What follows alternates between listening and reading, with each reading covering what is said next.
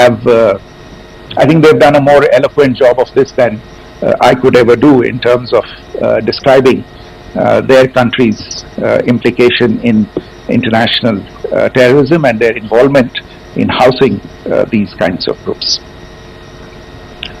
दूसरा जो विषय है वो है पाकिस्तान का जो एक दावा है कि एक इंटरनेशनल impartial investigation होना चाहिए, एक joint investigative committee होनी चाहिए. These calls for jointly investigating this heinous and barbaric attack in Pahalgam.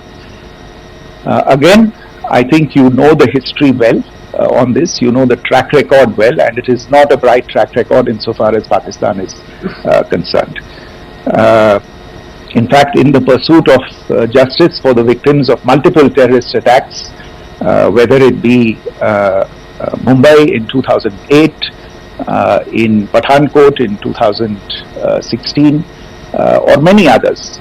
But in particular for these two attacks, India had offered to cooperate.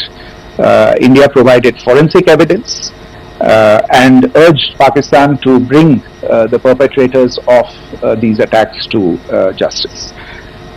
We, in particular with regard to the Mumbai attacks of 2008, where a Pakistani Lashkar-e-Taiba terrorist was captured alive, India provided extensive information and evidence related to the involvement of Pakistani terrorists in this attack. Cases were registered, but you are all aware that these cases have not progressed despite the formation of judicial teams, etc. And Pakistan has consistently stonewalled all efforts to move the investigation along.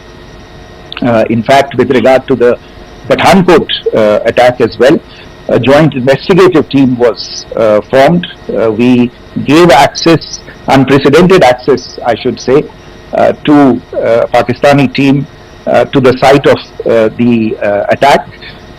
Details of call records data and DNA, etc. were shared with Pakistan.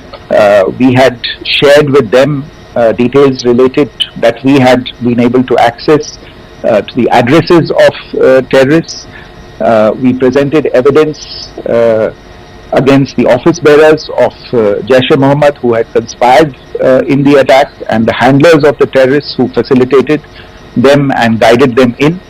But there has been no movement on this.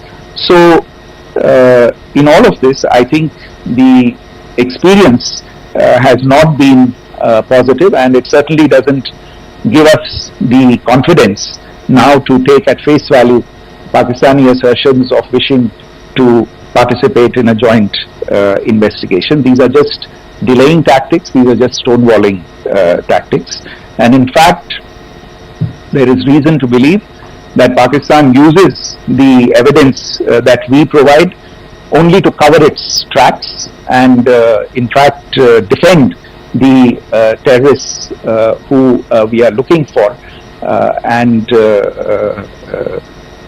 obstruct the path of investigation. A third point that I wanted to address was the claim that only civilians were killed in the strikes on the 7th of May.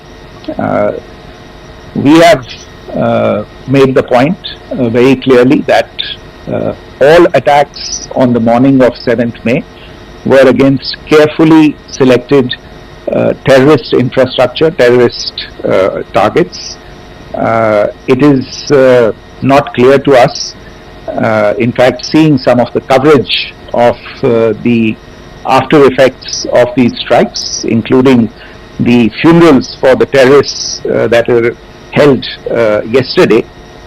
I think a lot of you have seen the reports and the coverage on media. If only civilians, if any civilians were killed in these attacks, I wonder what message this picture actually sends to all of you. This is a question that is worth asking. It's also odd that the funerals of civilians